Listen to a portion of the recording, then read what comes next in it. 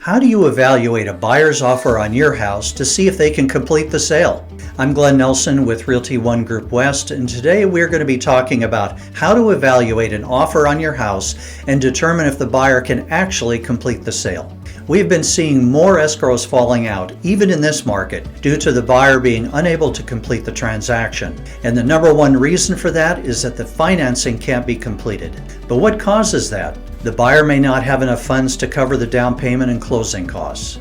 Or if there's an appraisal that comes in lower than the contract price and the seller doesn't want to renegotiate the price, the buyer can't come in with the difference between the appraisal value and the contract price. Or if the lender hasn't adequately confirmed all the buyer's debts to determine the appropriate debt ratio for loan approval. Or if the buyer is relying on a gift from a relative or a friend and there is no documentation of the funds.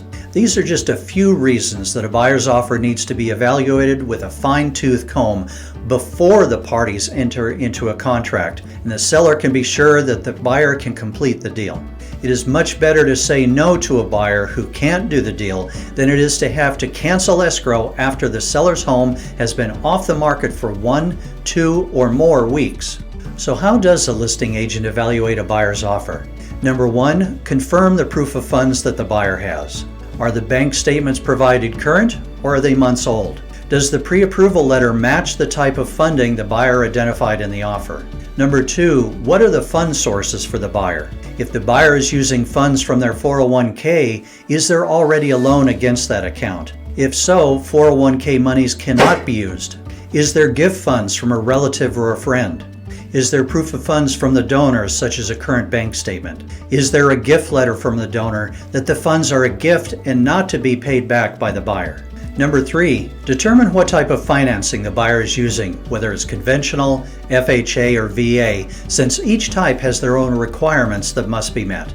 Number 4, run an estimated net sheet that determines the costs of the sale for the buyer to see if the buyer's funds match or exceed the cost of sale. If there is a difference between the appraisal value and the contract price, does the buyer have the funds to make the difference if the seller won't or can't negotiate the contract price? Number 5, check the desktop underwriting provided by the buyer's lender. Is there any buyer debt that is not included? And if so, why wasn't it? If the buyer only has a pre-qualification letter and no DU or desktop underwriting, they are not nearly as strong as a buyer that has been fully underwritten. If the buyer is selling their current home, get a copy of the escrow instructions for that escrow. Or is the property in escrow yet or merely for sale? Get information on the buyer's buyer to see how strong that party is and if that transaction can be completed. Number 7, if all the necessary documentation is not provided or there's a lengthy delay in getting them, that is a red flag for the listing agent that the transaction will be rocky at best and may ultimately result in a falling out of escrow. Number 8, if all of this has been provided, the next step is to have the buyer cross-qualified.